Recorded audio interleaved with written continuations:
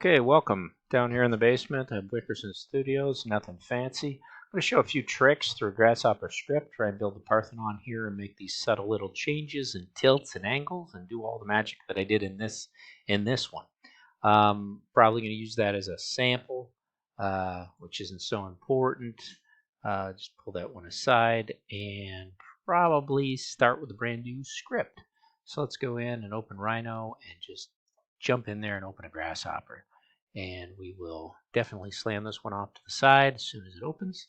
And this is going to be a longer video series. I'll see if anybody's interested in me doing things this way. We'll find out soon enough. I'm going to shrink this, bring it over here. Actually, it's going to jump a little bigger. We'll shrink this one. And yeah, I think that'll be enough to start. Then let me go into my other Grasshopper, and I'll use this one as a little reference over on the other page. I don't think I'll need any visuals, but maybe I'll keep up a few and pull that. Basically, we're going to work on the stairs, custom stairs, and have all these subtleties of different angles, make it fully parametric. And then the biggest subtlety will be I'm going to play with these and show you how to offset on different planes the columns so they actually behave optically and illusion based differently. So I don't know. We'll just test this out for now. See where it ends up going. I'll pull it into my other screen somehow. Be over there as reference, and I should have a pretty nice Grasshopper doc to take a look at. We're gonna play with a little bit of data, and one of my favorite items is let's see, it's up here in sets, and I love to mask and use split tree. So we're really going to use this tool as we go through here. I'm not going to do too much, but basically what you want to do to start is you want to find yourself a, well, definitely a center. And since we're going to work 2D, we're going to go to top view to start. And we're probably going to file, import, yeah, let's just type in picture, find out where we want to grab a picture. And I'm going to grab something in architecture. Probably architecture B or C. Not sure what that one looks like. Let me just grab large icons. I think this one will be all right. This one's actually kind of fun. I haven't done this one. It'll switch it up and make it backwards. Yeah, we'll grab this one, we'll open it, and we will definitely put it in here with a grid snap. We're going to center it here. We're going to start here. We're just going to draw it out any scale we want. Really doesn't matter. But now you've got something to go off of. And the first thing I like to do when I start with something like that is I like to import it, and I like to get it so it's not going to be messed with.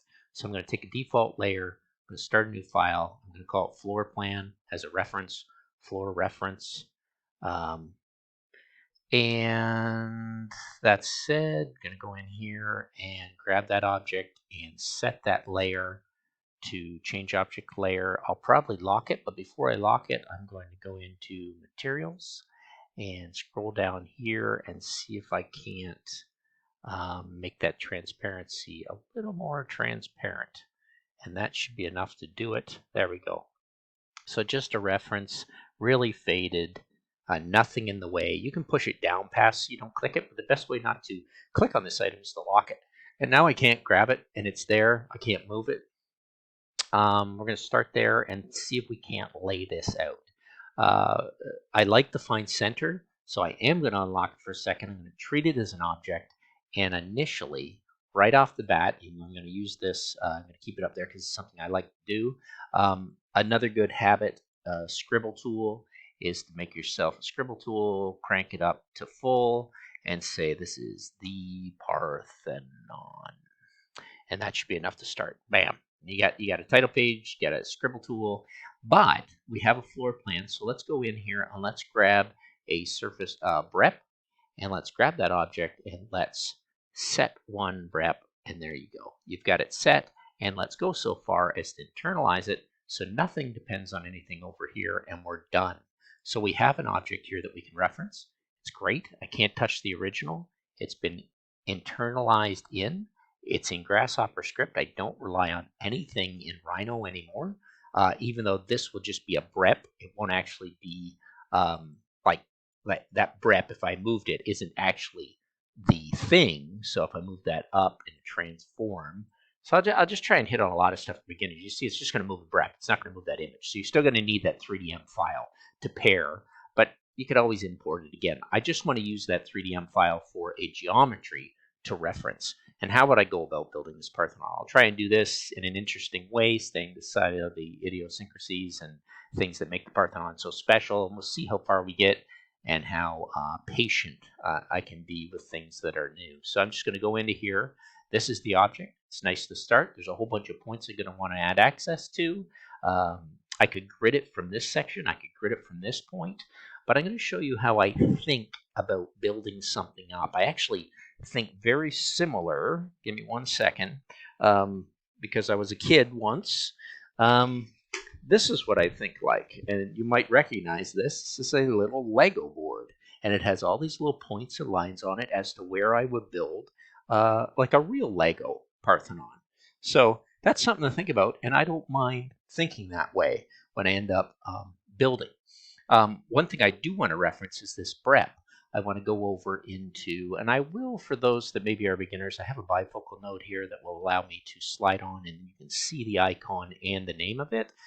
If you want me to, in future lectures, ask me if you want me to display full names. Not actually full names, but draw icons or not. You can see we can deal with a BREP. And we can label these things and we can do what we want. But this is actually the best way to label, I think, if you don't have the bifocus plugin, because it's nice to deal with just vanilla, is leave your display on dry icons, group everything, and click outside the container, but in the group, and name it. So call this the floor ref. So there you go, floor reference, and that's exactly what it is. Now, we probably will want to go to surfaces and grab the area, so we have a bit of geometry, and whenever I bring something out that I might use later, I like to use the containers, usually for importing, but also for reference, so I've got a center. And one thing I like to make right off the bat, because I'll be dealing with lots of points, is a visualization tool. And I don't like to use a sphere, I like to do a mesh sphere.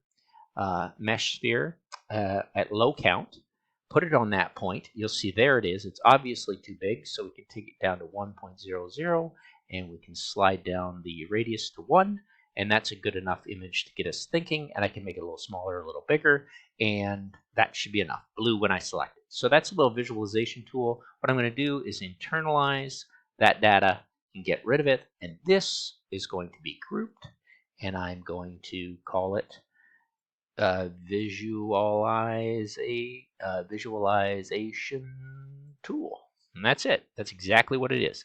And I can move that around whatever I want. Whenever I come to points, I can visualize them as to where I am. You're going to realize why I want that tool in a moment. It's a little big because I'm going to want these points to be much smaller, referencing all these columns.